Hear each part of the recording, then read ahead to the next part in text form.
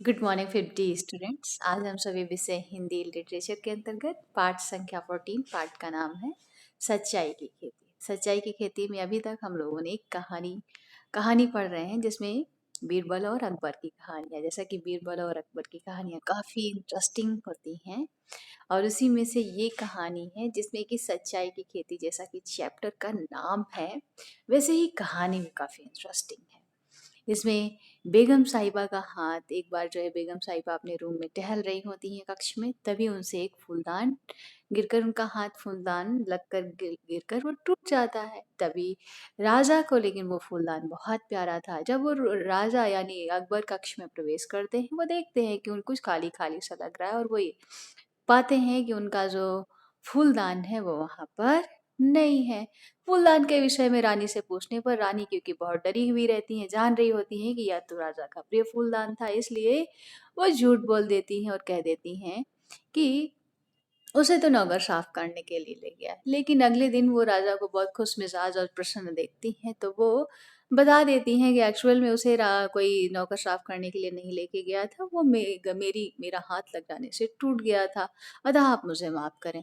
लेकिन राजा तो काफी क्रोधित हो जाते हैं और कहते हैं कि मैं तुम्हें झूठ बोलने के लिए माफ नहीं कर सकता, लेकिन हाँ फूलदान के लिए माफ कर सकता हूँ, झूठ बोलने के लिए बिल्कुल नहीं। तुम अभी यहाँ से चली जाओ राजमहल छोड़कर। वो बेचारी क्षमा मांगने पर भी वो नहीं मानते हैं और वो राजमहल छोड़कर चली जाती है। ये बात पूरे राजमहल में क्या होती है, बड़ी तेजी से फैल जाती है। फिर जब वो फैल जाती है तेजी से, तो कि अरे राजा ने अपनी बेगम साहिबा को थोड़ी सी गलती के लिए निकाल दिया।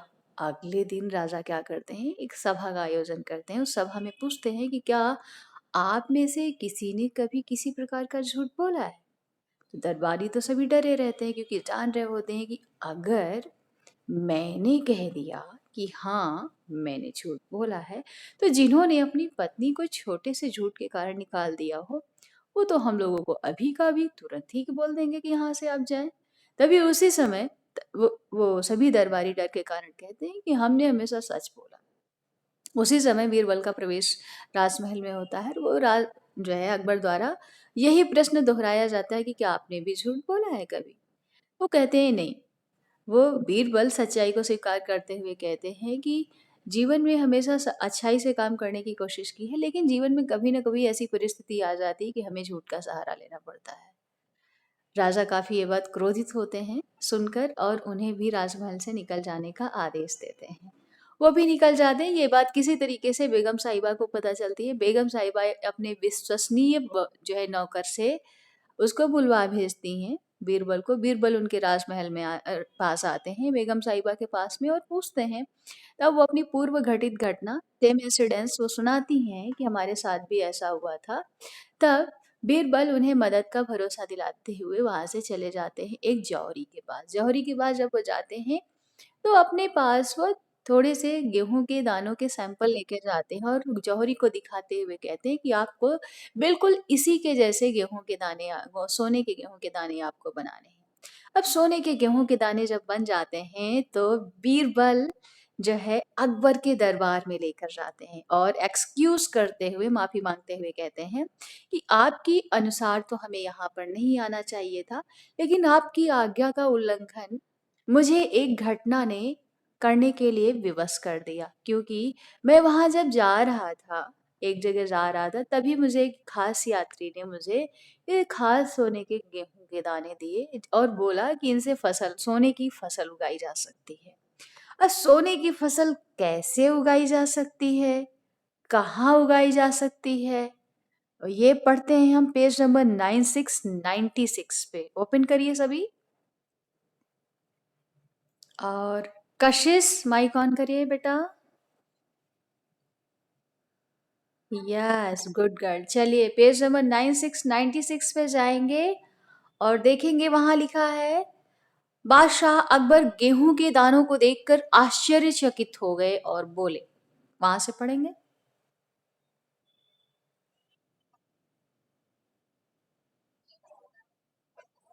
हम्म हम्म संभव।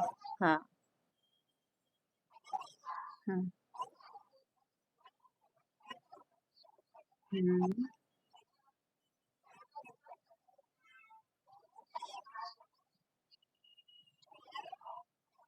हुँ,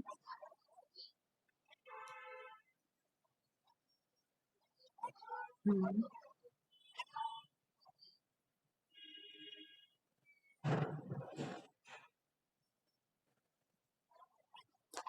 पूर्णमासी की रात, हाँ। दान, हुँ,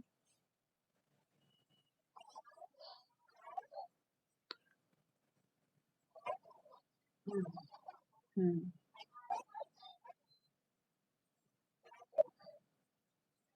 हुँ,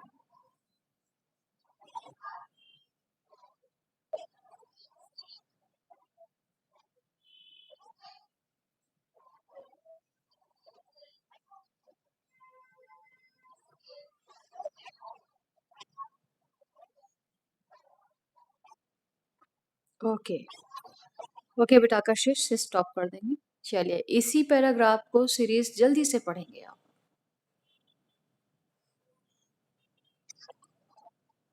बढ़िया।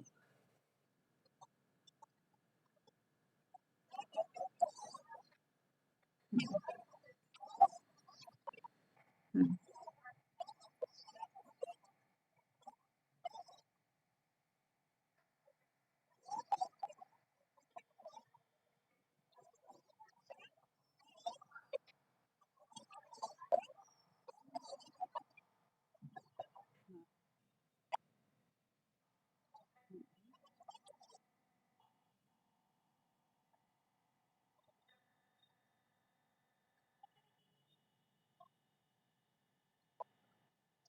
ओके, स्टॉप कर दीजिए। चलिए, अब क्या हुआ, जो है जैसे ही बादशाह अकबर गेहूँ के दानों को देखकर आश्चर्यचकित हो गए और बोले, "क्या यह सचमुच संभव है? महाराज, मैं निश्चित रूप से तो नहीं कह सकता, पर हम कोशिश तो कर सकते हैं। मेरे पास थोड़ी-सी उपजाऊ भूमि है, यदि आप इच्छुक हों, तो इसी पूर्णमासी की रात को इन दानों को बो देंगे।" बीरबल बोले। बादशाह बादशाह सहमत हो गए। पूर्णमासी की रात को सभी एक स्थान पर एकत्रित हो गए। बीरबल, अब सोने के दानों को बोना शुरू करो, बादशाह बादशाह ने कहा।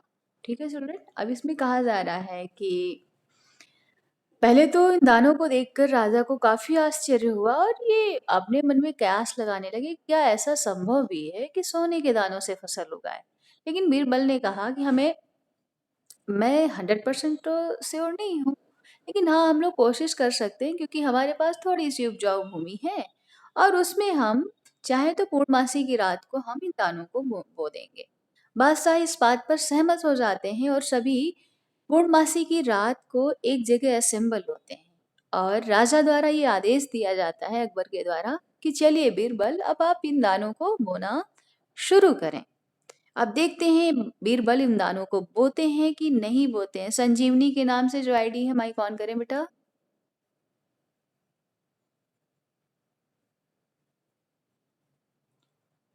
संजीवनी के नाम से जो आईडी है माइक ऑन करें और पढ़ें अगला पैराग्राफ। अगला पैराग्राफ आप पढ़ें।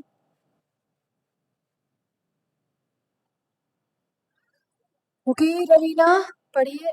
रवीना के बाद तेजस पढ़ेंगे, फिर मोहम्मद पढ़ेंगे। चलिए रवीना पढ़िए अगला पैराग्राफ।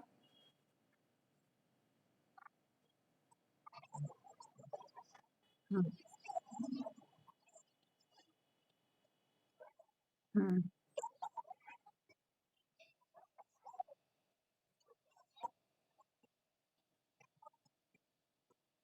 हम्म।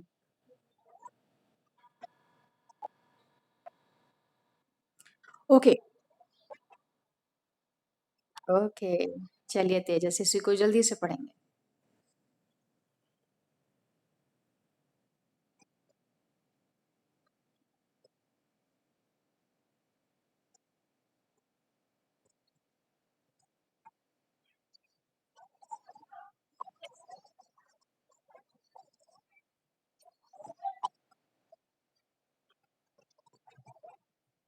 हुँ।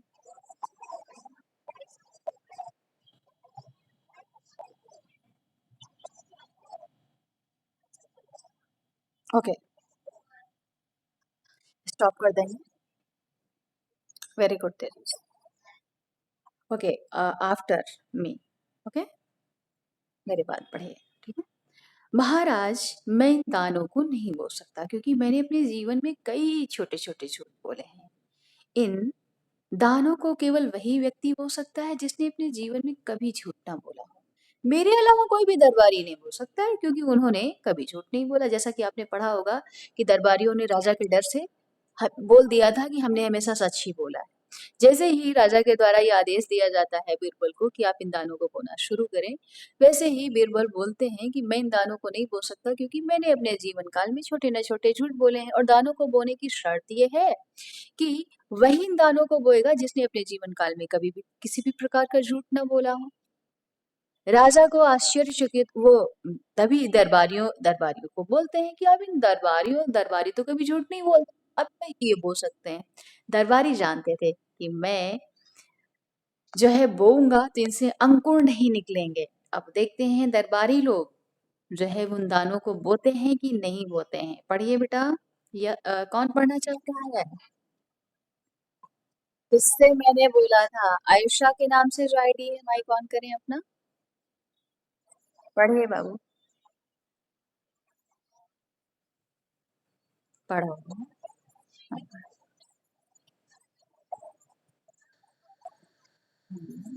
हम्म,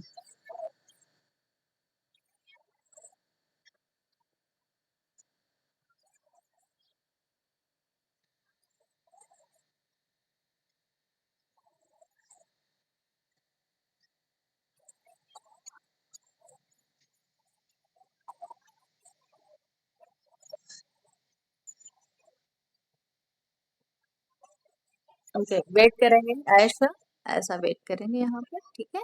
चलो, देख लेते हैं यहाँ पर क्या कहा जा रहा है। ओके, मेरे बाद में पढ़िएगा, ठीक है? चलिए, देख लेते हैं यहाँ पर वीर जो क्या रहते हैं, दरबारी रहते हैं, वो दानों को बोते हैं कि नहीं बोते हैं, ठीक है? वीर अब क्या करते हैं, कहाँ से पढ़ा था आपने बेटा? बीरबल की बात सुनते ही सभी दरबारी सक पकाकर पीछे हट गए। वे जानते थे कि उनके बोए हुए दानों से अंकुर नहीं निकलेंगे। अब बीरबल ने अकबर से कहा, महाराज, यहाँ सच्चे व्यक्ति केवल अकेले आप ही बचे हैं, इसलिए आप इन दानों को बो सकते हैं। अब क्या हुआ, बीरबल की बात सुनकर सभी दरबारी जो है डर के पीछे चले जाते। वो जानते थे कि मैंने अगर दाने बो दिए और दानों से तो अंकुर निकलेंगे नहीं क्योंकि हम लोगों ने भी अपनी लाइफ में छोटे छोटे झूठ बोले हैं और दाने नहीं निकलेंगे तब भी मौत है, ठीक है?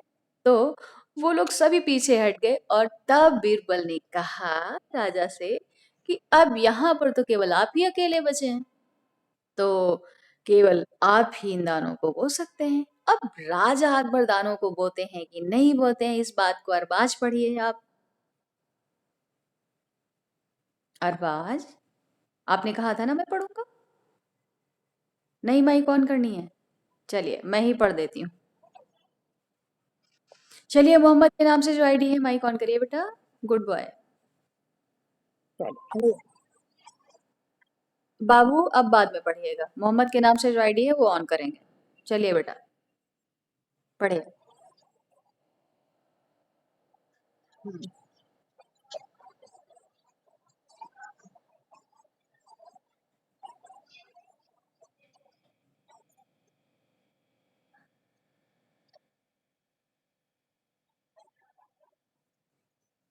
ओके, आगे भी पढ़ दीजिए।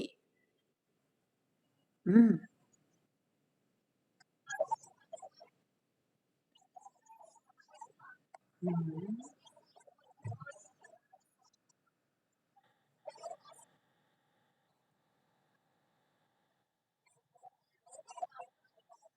Very good. चलिए भाई अरबाज, अब आप माइक ऑन करके जल्दी से पढ़ दीजिए। हम्म, पढ़े।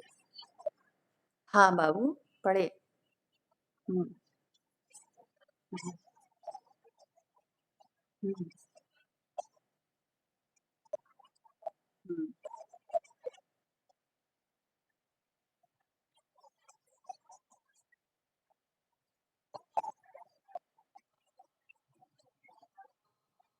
हुँ।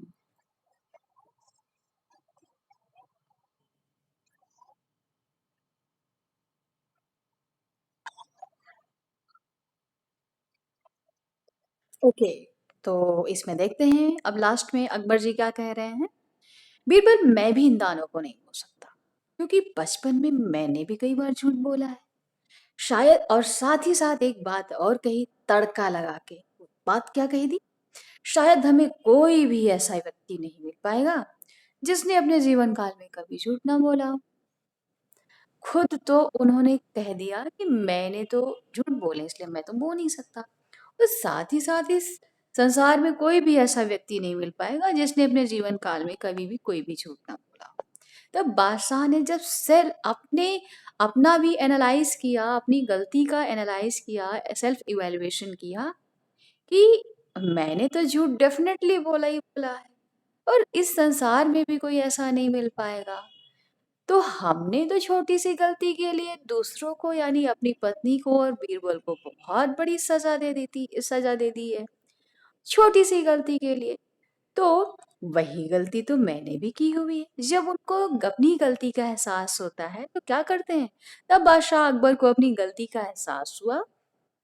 उन्होंने बीरबल और बेगम को क्षमा कर दिया और बेगम को आदरपूर्वक महल में बुला लिया। जब उनको अपनी गलती का एहसास होता है, तब वो बेगम को और बीरबल को रिस्पेक्टफुली अपने महल में आने की अनुमति देते हैं और बहुत प्यार से रखते हैं। ठीक है? तो हमें क्या करना चाहिए? इस कहानी से क्या सीख मिलती है?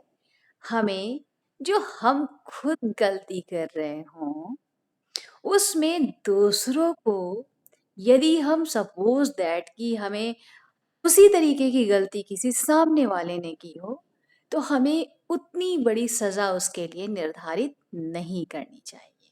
ठीक है?